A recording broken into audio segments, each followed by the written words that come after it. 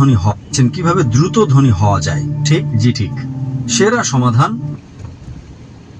5 ওয়াক্ত সালাত আদায় করুন, আর ফজরের আগে 2 রাকাত সুন্নাত মিস করবেন না। জানেন কেন? মানুষ যখন বিশ্বের টপ 10 জন ধনী ব্যক্তির লিস্ট করে, যুবক মানুষেরা। থামুন ভাই, আমাকে উত্তরটা দিতে দেন। আমি উত্তর দিচ্ছি, আপনি বেচেন যুবক মানুষেরা। আমি উত্তর দিচ্ছি, আপনি জানেন শীর্ষ 10 জন ধনী ব্যক্তির তালিকায় 4 নম্বরে বিল গেটস, 3 নম্বরে জেফ বেজোস, 2 নম্বরে এলন মাস্ক, 1 নম্বরে কে? একজন মুসলিম যে ফজরের সালাত এবং সুন্নাত আদায় করে, সে এদের চেয়েও ধনী। কারণ নবী সাল্লাল্লাহু আলাইহি ওয়াসাল্লাম বলেছেন যে ফজরের 2 রাকাত সুন্নাত পৃথিবী এবং এর মধ্যে যা কিছু আছে তার চেয়েও বেশি মূল্যবান।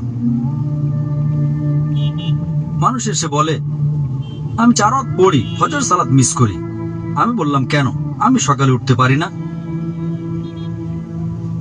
অন্য সব সালাত সময় মতো পড়ি, ফজর আমি উঠতে পারি না। তো আমি তাকে বললাম, আপনি তো একজন ব্যবসায়ী, ধরুন আমি আপনাকে বললাম কাল সকাল ভোরে 5টায় একটা ব্যবসার ডিল আছে যেখানে আপনি $1 মিলিয়ন পাবেন। আপনি কি সেই ডিলে যাবেন? আপনি বললেন হ্যাঁ, কিন্তু আপনি তো সকালে উঠতে পারেন না। না, $1 মিলিয়ন জন্য আমি ঘুমাবই না। তাহলে $1 মিলিয়ন জন্য আপনি ঘুমান না, কিন্তু 2 রাকাত সুন্নাত যা পৃথিবী এবং এর মধ্যে যা কিছু আছে তার চেয়েও দামি, তার জন্য উঠতে পারেন না। ফজরের সালাতের মূল্য কত ভাবুন। সমস্যা হলো আমরা হাদিস শুনি কিন্তু বিশ্বাস করি না, কোরআন পড়ি কিন্তু বিশ্বাস করি না। আল্লাহ বলেছেন,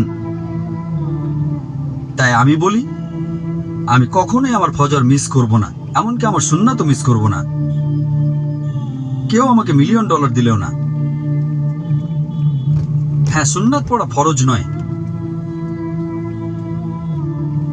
আপনাকে যেটা বুঝতে হবে, যদি আপনি সত্যিই বিশ্বাস করেন, আপনি কি জানেন সেরা ব্যবসা কোনটা?